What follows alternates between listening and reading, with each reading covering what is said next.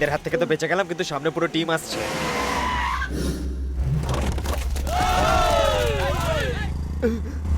এই কিরে, পুরো গ্রামকে তুলে নিয়ে এসেছিস নাকি? এই কজনকে তো ম্যানেজ করে নিয়েছে, কিন্তু এতগুলো লোককে কি করে ম্যানেজ করবে ভাই? চুপ করো না।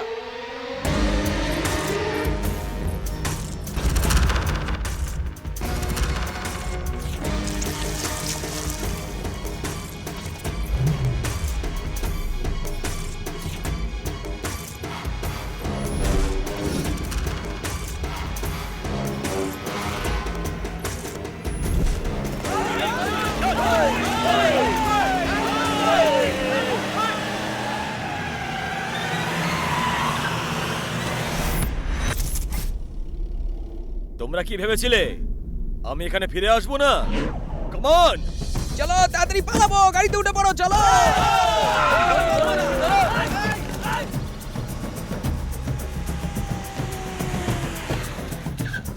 এই তাড়াতাড়ি নামো গাড়ি থেকে। এই সাবধানে যাও, সবাই সাবধানে যাও। Tata tata.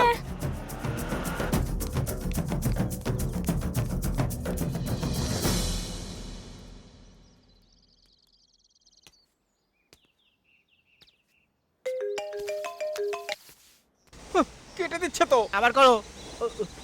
সাবিত্রী, আমার কেন মনে হচ্ছে যে ও আমাকে প্রপোজ করবে? বলো, এবার তুমি বলেই দাও। আমি জানি যে তুমি আমাকে কি বলবে। এতক্ষণ যা কিছু হয়েছে সেটা ভালোবাসা হলে এরপর বিয়েও হবে, সেটাই ভাবছো তো?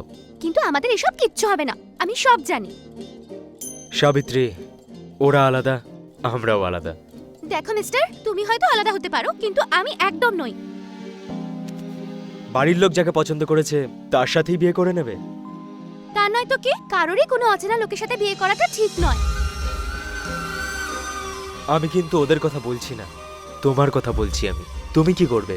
দেখো, আমার পেছন ছাড়ো তুমি, আমার বিয়ে আগে থেকেই ঠিক হয়ে আছে।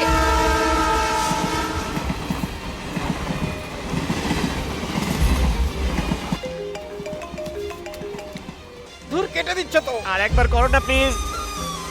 যদি আজ না বলি তাহলে সারা জীবন আফসোস করব। তোমাকে উত্তর দিতেই হবে। আমাকে পছন্দ তোমার? আমার তোমাকে ভালো লাগে, কিন্তু শুধু একজন বন্ধু হিসেবে। সাবিত্রী, 2 মিনিটের মধ্যে ট্রেন আসছে।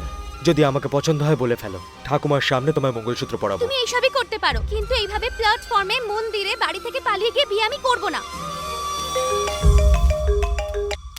আরে আবার কেটে দিল। আবার একবার করো না। তোমার বাড়ির লোকের সাথে গিয়ে কথা বলবো, তাহলে হবে? দেখো, আমার বিয়েটা তুমি ভেঙো না। এই,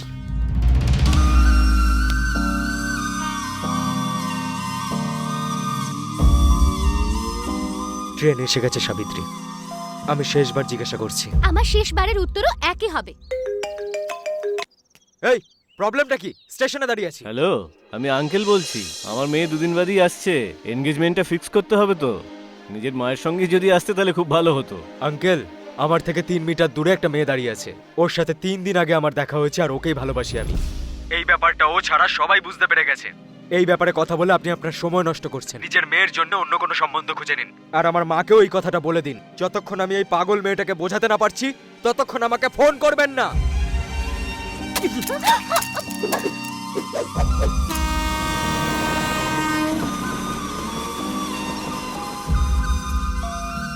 ও তোমায় কি বললো? ওই বিয়েটাতে রাজি নয়। ইয়েস। ও বলছে কোনো অন্য মেয়েকে ভালোবাসে।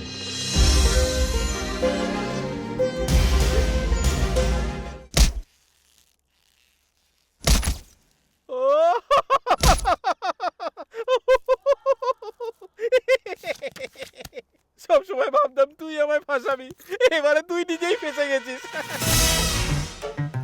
এই ছবিটা আমাকে আগে দেখাতে পারোনি মা? তুই কি এগুলো মজা ভাবছিস? প্রথমে তুই আমাকে জোর করলি ওদের সাথে কথা বলার জন্য, সম্বন্ধ ভেঙে দিলি, আর এখন আবার কথা বলতে বলছিস? তো যা ইচ্ছে তুই কর, ওর দ্বারা কিচ্ছু হবে না। আগে তোর এর সঙ্গ ত্যাগ করা উচিত। একদম ঠিক কথা বলেছে ওনার মা। তোমরা আর আগুনে ঘি ঢেলো না। আর 4 দিন অপেক্ষা করে গেলে আমার সাথে বিয়েটাও হয়ে যেত।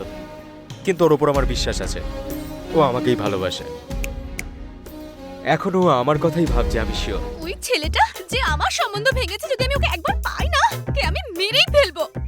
আমি কত স্বপ্ন সাজিয়েছিলাম ওর সাথে, এসব আমার সাথে কেন হয়? তুমি কষ্ট পাচ্ছ কেন দিদি? কষ্ট পাচ্ছি না, আমি রাগ হচ্ছে আমার। ফিলিং যাই হোক না কেন, এনার্জি তো তোমারই নষ্ট হচ্ছে। শুধু কি আমরাই ফিল করছি নাকি বাইরে ওরাও আমাদের জন্য ফিল করছে?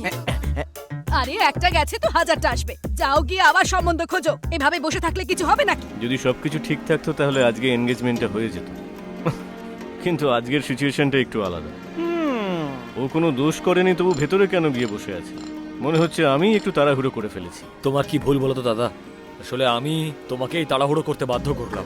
এসব রামায়ণের কথা পরে বলো, এবারে আমরা কি করব সেটা ভাবো দাদা। এই বন্ধ কর তো, বন্ধ কর। আপনারা এত টেনশন নিচ্ছেন কেন? এমন কি হয়েছে? একটা সম্বন্ধ ভেঙে গেছে, এতে এত সেন্টিমেন্টাল হওয়ার কি আছে? আমাদের সাবিত্রীর বিয়ে অন্য কারোর সঙ্গে হবে। এমনও হতে পারে সে এখন আমাদের সামনেই আছে, কিন্তু আমরা তাকে চিনতে পারছি না। হতে পারে আমাদের আশেপাশেই কেউ আছে। হ্যাঁ দাদা, ওনার কথা শুনে আমার একটা কথা মনে পড়লো। ইউএসএ তে একজনের সাথে কথা বলবো। ওরাও আসলে আমাদের সাবিত্রীর মতো একজন ভারতীয় আর সংস্কারী মেয়ে খুঁজছে। সাবিত্রী ওদের জন্য একদম ঠিকঠাক। দেখো, একবার আগেই আমি ভুল করে ফেলেছি, আমি আর ভুল করতে চাই না। হ্যাঁ, একদম ঠিক বলেছেন। এরকম কিচ্ছু হবে না দাদা, আমি ওদেরকে ভালো করে চিনি। আরে এ তো এতে ভুল কি আছে দাদা? উনি যখন বলছেন ভালো ছেলে, যখন আমরা আর একবার পাত্র খুঁজবো তখন এই ছেলেটাই নয় কেন? মা গায়ত্রী, হ্যাঁ বাবা, এই কথাটা তুমি ভেতরে গিয়ে বোনকে বলে দাও। ভেবেছিলাম কি আর কি হয়ে গেল, বেচারি মেয়ে জালে ফেসে গেল। কি ভালো হলো তাই না? তোকে একটা কথা বলবো, যে এরপর কি হবে। শোন শক্তি, হ্যাঁ দিদি, একে বলে দে এর ভবিষ্যৎবাণী আমরা শুনতে চাই না। তোমার ভবিষ্যৎবাণী আমরা শুনতে চাই না। তোর জন্য আবার সম্বন্ধ খুঁজছি। সত্যি আবার একটা সম্বন্ধ আসছে? আমেরিকায় থাকে ও। আরো কিছু বলো না। হ্যাঁ? খুব তাড়াতাড়ি সেটা কেটেও যাবে। প্রথমবারের সম্বন্ধটা বাসের এসেছিল, এবার তো এয়ার বাসের।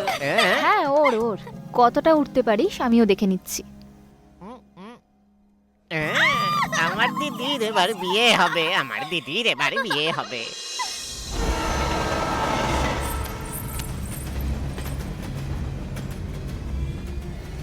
যতক্ষণ না আমি এই পাগল মেয়েটাকে বোঝাতে পারছি ততক্ষণ আমাকে ফোন করো না।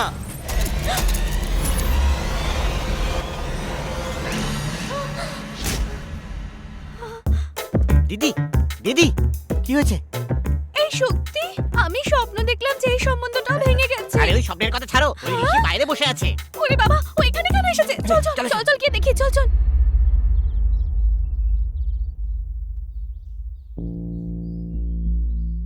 স্যার, আমি একটা ছোট ভুল করে ফেলেছি। ভুল হয়ে গেছিল। কৃষ্ণা, যে ভুলটা আমি করেছি তাতে রাগ হওয়াটাই স্বাভাবিক, কিন্তু চাইলে ভুলেও যেতে পারেন। স্যার, আপনার সঙ্গে দুটো কথা বলতে চাই। বলো। এক, আমি আপনাকে বলেছিলাম না একটা মেয়েকে আমি খুব ভালোবাসি, সেটা আর কেউ নয়, আপনারই মেয়ে।